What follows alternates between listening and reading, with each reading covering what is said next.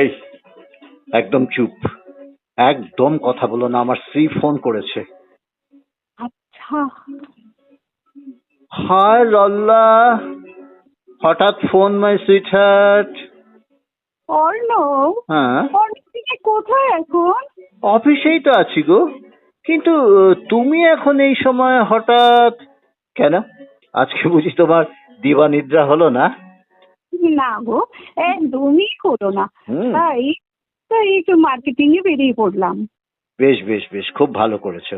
তা নিশ্চয়ই কোনো নতুন শাড়ি? দেখ, কি যে বলো, আর তুমি তো জানো আমার এক গাদা শাড়ি। আর তাছাড়া এত শাড়ি কি করব বলো কিনে? তাহলে? জানো তো, হুম, আজ না একটা দারুণ দারুণ পাঞ্জাবি কিনে ফেললাম। পাঞ্জাবি? পাঞ্জাবি কার জন্য? আমার বয়ফ্রেন্ডের জন্য। তোমার বয়ফ্রেন্ড? না না না না, Allah, I don't believe it. You are joking. Not at all Arnab. এই, আমাকে বুঝি তোমার বিশ্বাস হয় না? না না না না না না আল্লাহ, আমি সে কথা বলছি না। আসলে আসলে আমি কিন্তু অর্ণব তোমাকে খুব খুব বিশ্বাস আই করি। No dear, I know. যাক, ছাড়ো। ও, হুম, হ্যাঁ গো, তুমি তো বললে তুমি অফিসে আছো।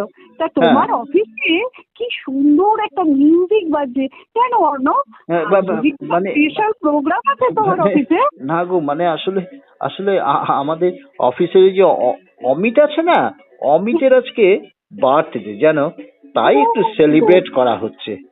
কিন্তু আচ্ছা আচ্ছা।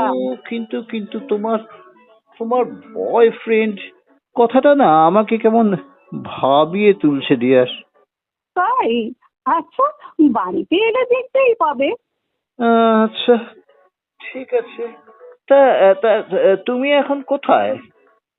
আরে, মেলোডিটা ক্যাফেতে ছিলাম এতক্ষণ। হ্যাঁ, তুমি পিছুটা কি পিছু নেই ডিয়ার, আসলে ভীষণ মাথাটা ধরেছিল জানো।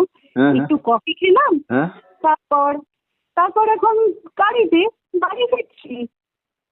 হ্যাঁ, লল্লা, লল্লা তুমি। এই যে মাই ডিয়ার, গা ঘেঁষে বসে যে মহিলার সাথে কফি খাচ্ছিলে, সত্যি কথা বলো তো অর্ণব, সে কি আমার থেকেও সুন্দরী? বলো না প্লিজ। আমি কিন্তু তোমাকে খুব ভালোবাসি না অর্ণব।